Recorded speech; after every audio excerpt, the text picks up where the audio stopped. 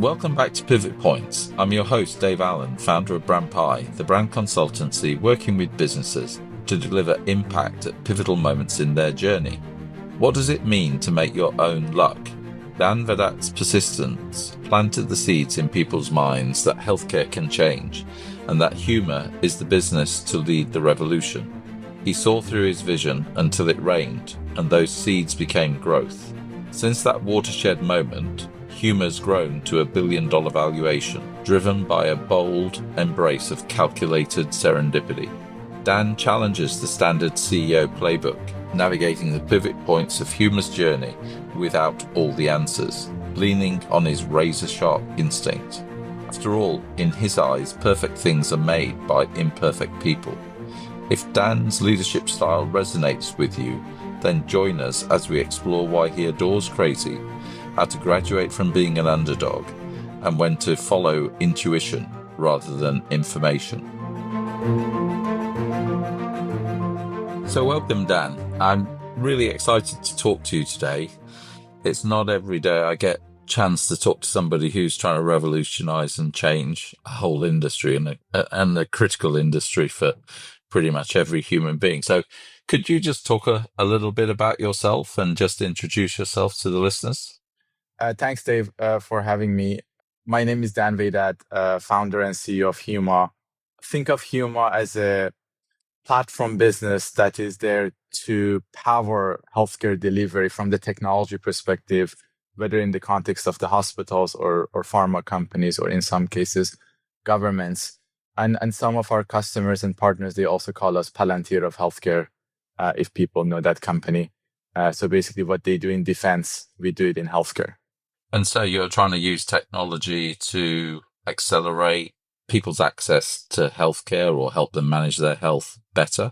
You know, when you look at any organizations which is complex and that organizations might have different systems, you need to have an operating model and operating systems to enable the data flow, decisions making, insight generations, and healthcare, hospitals, human body. If you put them all in one box, that contains a very complex system. And we are trying to become the operating system of the health systems, that their mission is to deliver ultimately the best care to citizens. And by enabling them to have the best technology, be able to get most out of the technology and the data that they collect, the ambition is to help them deliver more of a proactive, predictive care rather than the reactive healthcare that at the moment is the status quo. Mm. And, if you go back in time, there must have been a day when you started to form this idea. Is this something that formed while you were at university, or is this an idea that formed after you'd left university? Talk a bit about how you got to the point of, this is how I'm going to spend my life and this is my passion. I think, it goes back to when I was a student at Johns Hopkins. And as you might know, Hopkins medicine is probably one of the best in the world, if not the best. And when you look at the system that's considered the best, and then you realize they have so many systems and technologies in isolations, and there is no harmonizations, full collaborations between all these data storages that they have a lot of insight and ultimately knowledge in them for the betterment of the care to the patient. You realize the problem is quite big. And then that's not just the end of story, We're talking about the hospitals where patients and people spend probably 1 or 2 or maximum 3% of their life inside. And then the rest, you're like just out in the wild and walking around at your home or traveling. And things also can happen to you and is happening to you every day. We just don't know and we just don't track it.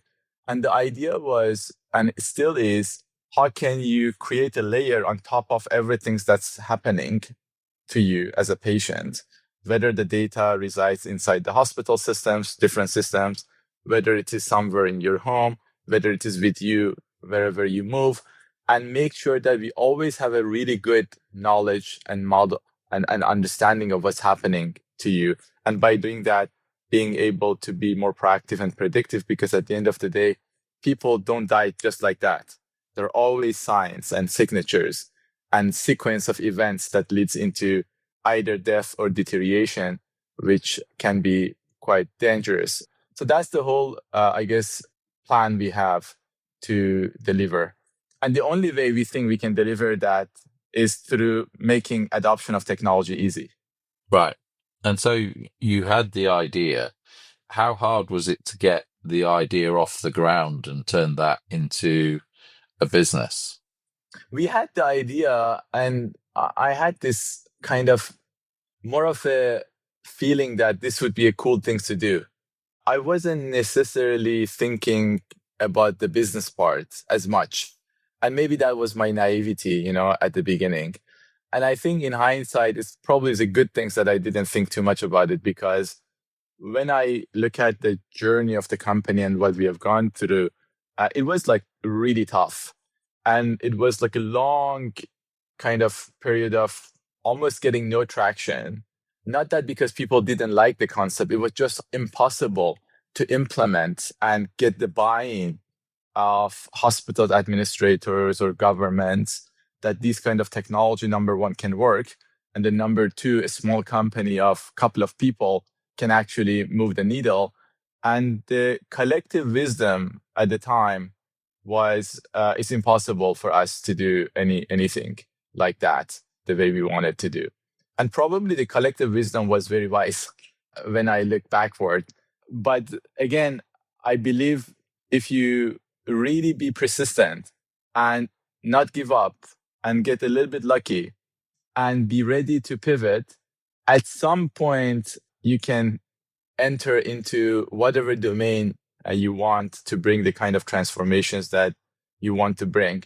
I'm not saying here that I've done it, by the way. I think we are just in year -4 or 5 of like that kind of vision.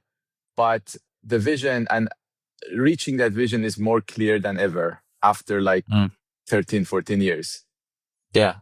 No, I mean, I'm blown away by what you are achieving and where you've, I mean, it's such a big idea. It might sound like an obvious idea to you. And, the best ideas are usually sometimes the most obvious. But for two people to tackle what you're trying to tackle, and I can see why people would go like, you've got no chance of succeeding. It's too big, too difficult. I'm not going to invest in that. How did you get people to come with you? What was it? Just persistence, or you use the word lucky, and I've heard that word a few times from entrepreneurs. There's a connection made, or there's something happens in their life, and that connectivity just suddenly changes it. Well, talk a little bit about that, if you could. The best way to look at it is as an entrepreneur or as someone that's driving a business. You go and try to talk about your vision, what you want to do. And each conversation is a little seed you put in the soil. And then another seed and another seed. And the seed might not come to any fruits or vegetable anytime soon, but it's just a matter of when there is a bit of a rain coming. And you don't know when the rain will come.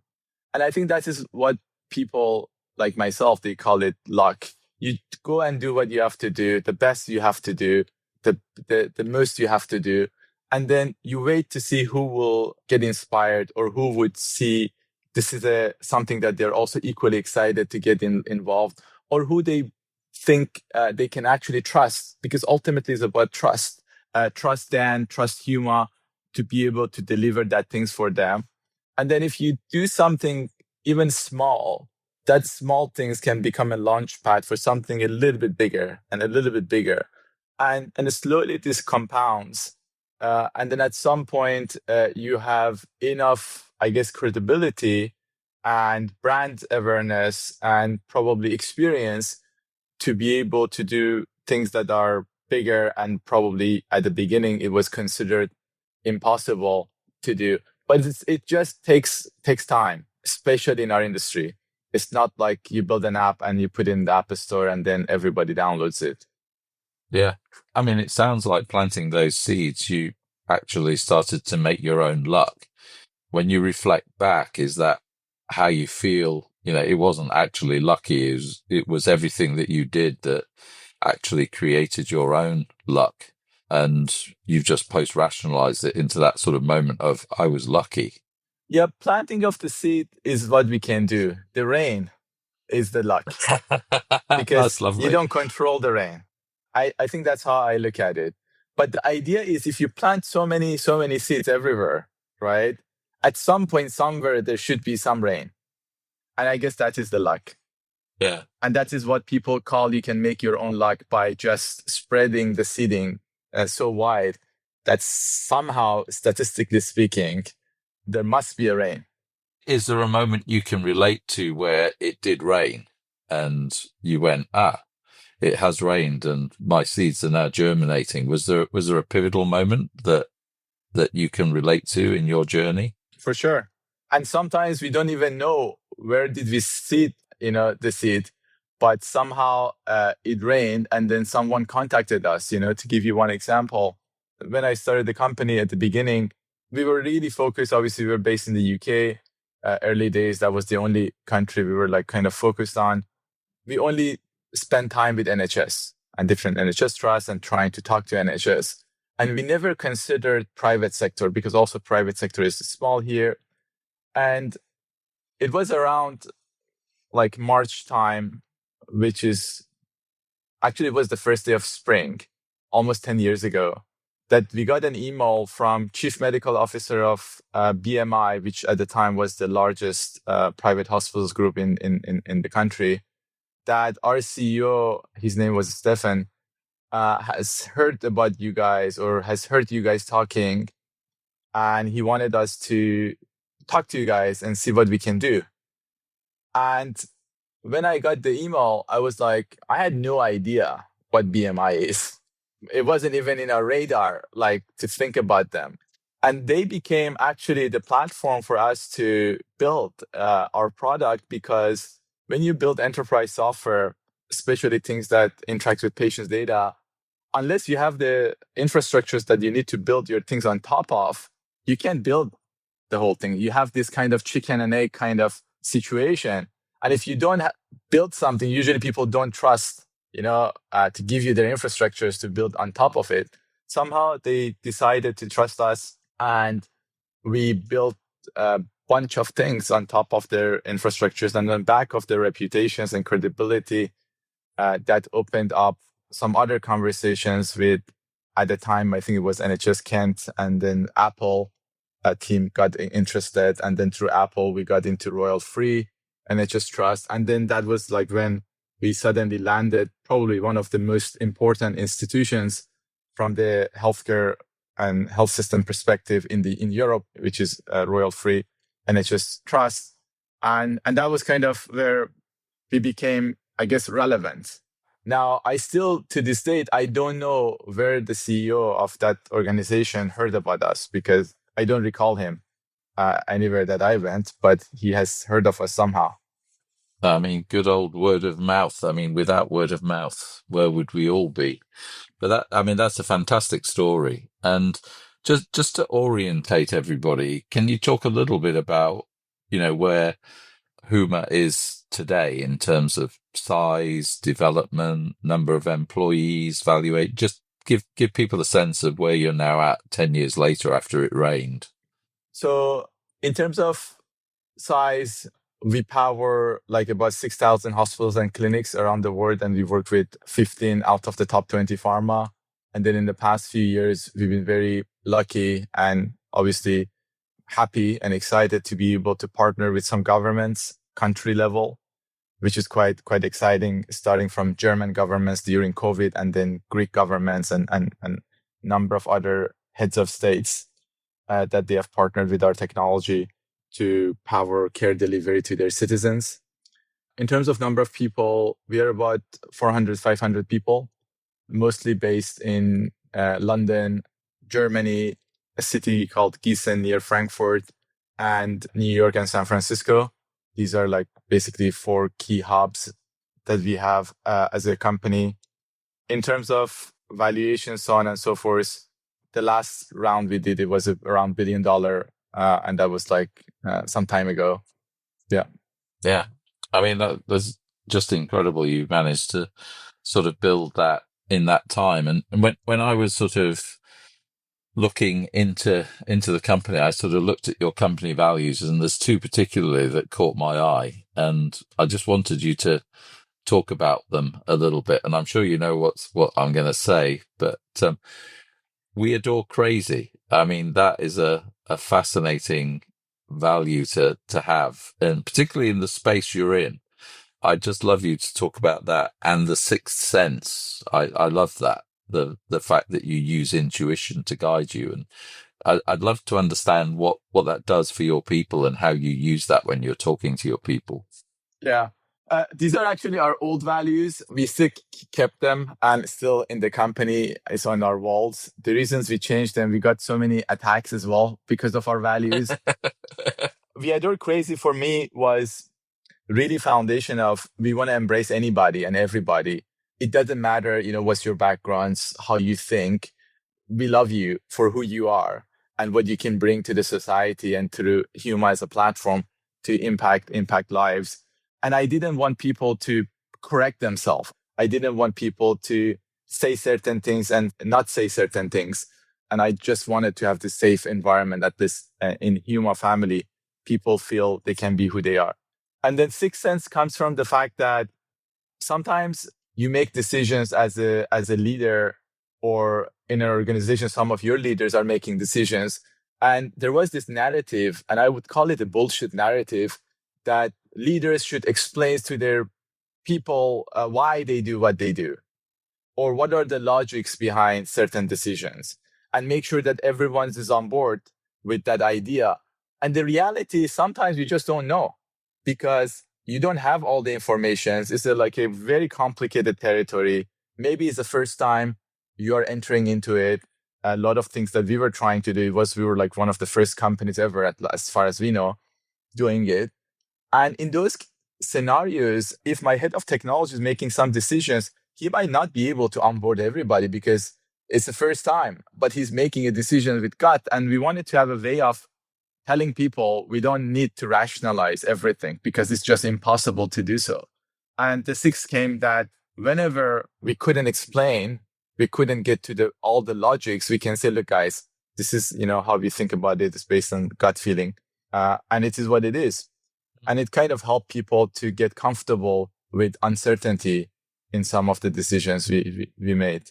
No, I love that. I love that. And, I'm a firm believer that a lot of leaders actually sort of make instinctive decisions and then people have to post-rationalize them into logic, and it can slow down the agility of the business. And it sounds like you found a formula there to help your people move at pace with new technologies and, just go with their instinct and their intuition, which must have been quite difficult because I don't know about you, but I found that getting people to use their intuition, stay with it, and just push through is harder than telling people what to do. People find it easier to be told what to do and given a task.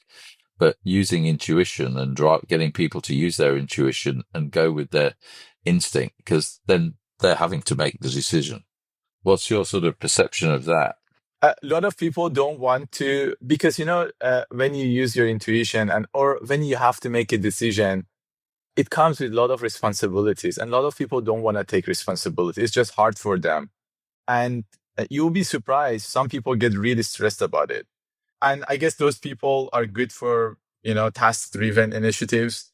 And then there's some other people that if you embrace them and allow them to make mistake, because I think making mistakes it's okay.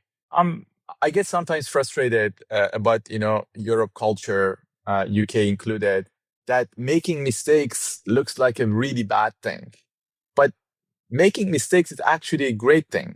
As long as it's not catastrophic to kill somebody or lead into an organization's completely collapses, I think making mistakes is a good thing. And it actually helps you to build your intuitions and also help you to feel I can actually make decision and it's okay if I make a mistake as long as I do my best. And that's kind of what I always tell my team. Do your best. And even if you F it up, it's okay. Because at the end of the day, when you look back, you know that you have done your best. The right way to do it is to celebrate actually these mistakes and say, okay, we made a mistake, great. Let's learn from it. Let's have it in our memory for the next time, whether directly with logic or indirectly through intuition. We're going to tap into that experience. And how did you, because that's not culturally the norm in most European societies, certainly not culturally the norm from my experience in the UK. How did you get people to believe you that making mistakes, admitting to mistakes is okay? Let's celebrate a mistake. I'm with you 100%. You learn more from a mistake than you will ever learn from getting 10 things right. How did you get that to be believed? It's a really tough one. And it actually creates like a polarized dynamic because some people get it and some people don't get it. And the people they get it, they love it. And the people don't get it, they start, rationalizing that why this way of operating is the wrong way. And often they end up leaving the company or being asked to leave the company. I guess you just have to stick to your principle and the way you're operating and just do it as you go through every day. And then people that they want to embrace it, they see you are doing what you're doing, and then they join in to celebrate, to be bolder, and they will see there's no consequence of making mistakes when you're doing your best. If you make mistakes without doing your best, there's a consequence, right? If you execute and do your best, whatever the outcome, we like you. But if you don't execute and the outcome is not good, which would be not good anyway by default, we don't like it. So it created I guess, and maybe that's common across all high performing companies, a dynamic that certain people love our culture and certain people hate our culture. There is nothing in between, I would say. And it was tough, I think, 10 years ago, because I think 10 years ago, the amount of the HR and the way people operated and the imaginations people had about what work means was very different 10 years ago, 15 years ago, even 8 years ago, post COVID and post, some of these tougher time we have had in the past few years with inflation and less jobs being available and so on. And I think people are slowly waking up to the reality of what it means, the real life, rather than the bubble life everybody was in. And I hope people wake up. Mm. And if I go back in time a little bit, you've clearly got very strong sort of principles and views on your leadership style. Where do you think that came from? Where did you start to really believe actually you could run a business of this size and cope with managing this many people? Do you think your leadership skills came through your childhood, through your university life? You've learned them on the job? I don't want to take the credit that necessarily I'm doing the leadership. It's a collective work. And if you do have good team members that they fill the gaps for things that you're not good at, you can scale infinitely to whatever skill you need. It's just really understanding what you're not really good at and then trying to complement those areas with people that are good at it. I think that's one part. And then the other part is encouraging people to take bigger roles than they are ready for. We have this culture of promoting young people to really high up roles and let them to grow into it.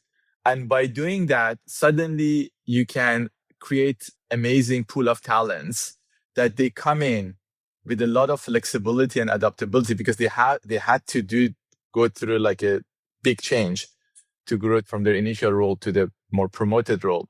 And that also creates a lot of flexibility in the organizations and allows the organizations to be more agile, I would say.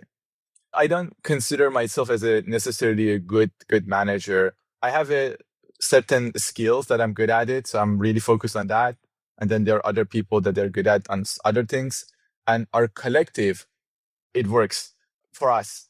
To put it in a really simple kind of context, an example, both Boeing and Airbus, they make almost perfect product, right? Like you build something that usually doesn't, nothing happens to it. When you look at individuals that they build those things, they're a bunch of imperfect people. but the collective of them, they make a perfect product. And I think that is the same for management. There is no like perfect manager. Even if someone says, "Oh, I'm a perfect manager," I think they're just bullshitting, or it's just their ego talking. It's just we are all imperfect. Is how can you create the perfections by putting the right imperfect people next to each other? Yeah. I mean, that's a wonderful realization of yourself as well, though. And just getting to the point in life where you actually understand that a team. I've met many leaders who love the command and control, the old general strategy of let me tell you what to do. And they're the ones often that are very vocal, very visible in society. And yet they're the ones that destroy economic value half the time. And, just to listen to somebody who has figured out that it's a collective and knows their strengths and weaknesses, it is a real joy. And I'm still fascinated to know where you think that came from. Is it your upbringing? Because you've figured a way out of leading that is, very collaborative, mentoring, guiding. You know what you don't, you know what you're not good at, you know what you are good at. Those are really mature attributes of a leader. When I've done a lot of these podcasts now, and you can see straight away when somebody's got to sort of like level one leadership, and they're always consistent. And there's a few. It's just love to know whether you think you were born with them or was it honed through life. I think if you have a tough life, and Huma journey has been tough, it has never been easy. It has never really been easy. And I know like from outside, a lot of people look at a lot of entrepreneurs and they think, boom, from zero to hero, it happened and it was easy. It at least for us, it hasn't. And that makes you humble. That also probably makes you to reflect a lot into all the ups and downs because you have a ton of those. Having said that, we are also, to be honest, living in the world that, maybe few exceptions aside, if I come across any leader to sound arrogant and sound too proud of themselves and their capability, I would just laugh, because the divide between the top guys, there are like a couple of companies and leaders that they're doing like such a phenomenal things at the scale with such a phenomenal technologies that are redefining potentially the understanding we have about the universe and everything. What do we have to say, right? Except like really working hard and being open to learn and improve ourselves, and ultimately to reduce the gap between those guys where they are operating and where we are. And so do you think about moving your business to another part of the world where the mindset might be different, or is that sort of a thing you wouldn't consider? I love Europe. I love UK, and I really believe we can build like large businesses from here. So I'm fighting for it. And I'm fighting for it in the hardest way possible. I'm lobbying for it. I'm trying to help people to wake up. But at some point, you got to make a choice and choose what is the right thing for your business and also the impact you want to bring to the totality of the world. What will happen, I don't know. But at some point, we as human, we have to make a decision what is right for our impact to the universe, what is right for our shareholders, what is right for my team members that are working, really hard. I mean, that is a testament to the strength of culture you've obviously built and the passion that your people have for the company. How you help Europe get itself into a position where it can actually start growing at what's America growing at the moment, 4.5%. I mean, that's just crazy for world's largest economy. I'm with you 100% in terms of how do we get growth back on the agenda in the UK. And I'm very focused on the UK for obvious reasons, but I would love to see the UK economy thriving again. And when you have a sort of situation where it doesn't feel that it's designed for entrepreneurs to thrive and grow their businesses. It gets very frustrating. And you do hear this in private conversations all the time as to how do we get growth back on the agenda? Because I know I've created jobs, you've created jobs, we are creating, families. We're giving these people the ability to buy homes. We're giving them wealth. They're creating the wealth with us. It's just so important we get growth back on the agenda. I know you're heavily involved with the World Economic Forum. Is that a vehicle that you think can help, or? Well, World Economic Forum, it's important because it gathers people and you get the chance to talk to people, right? Almost to anybody you want. And going back to the startup analogy, it's just each of these conversations they are the seed. That, okay, I'm putting a seed here, I'm putting a seed there. But ultimately, World Economic Forum is not going to do the magic. It's just where the conversation can happen. It's really up to us.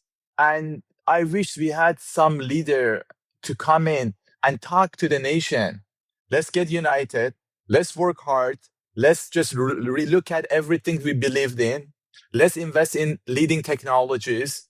Let's not settle until we get our growth so that the country goes back to a growth trajectory. No, I mean, as an entrepreneur, we could probably talk about this for another couple of days, but it's a powerful thought to end on. How do we get Europe back on its feet, and how do we get the UK growing again? And it feels a bit trite now, but we usually end these conversations on a fun fact. And I would love to know a little bit about how you spend your leisure time, or maybe you don't have any leisure time and your fun fact is you don't have a fun fact. But I think something that I do spend my time outside of work a lot where I can, and I actually force my team to do it almost without any mercy, is people doing exercise, like really heavy exercises that gets your heart rate, depending to your age, 160, 170, 180, even 190.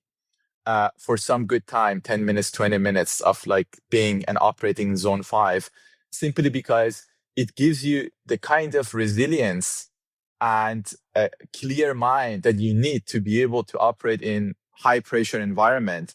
And again, that's another thing that we don't see as much in most of our leaders. And it's something that we should promote. It should be part of the agenda of every person in Britain, every person in Europe, every leaders to do exercise. It's something that I tell my team, you want to do 6 hours of exercise, do it. I don't mind. Wow. Do 6 hours of exercise per day. I don't care, because I know it will be good for you.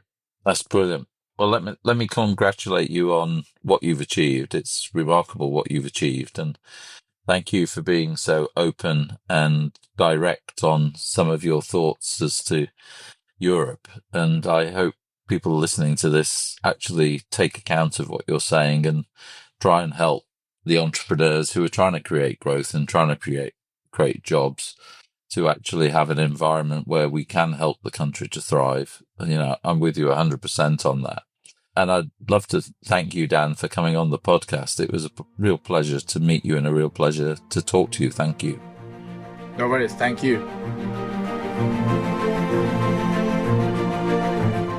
Thank you so much for listening to this episode of Pivot Points. If you enjoyed this episode, you can find more fascinating conversations with industry leaders in our previous episodes. You'll find us wherever you get your podcasts. And if you want to know more about BrandPie and how we deliver impact in the pivotal moments that matter to you, head over to brandpie.com. Thank you for listening, and we'll see you next time.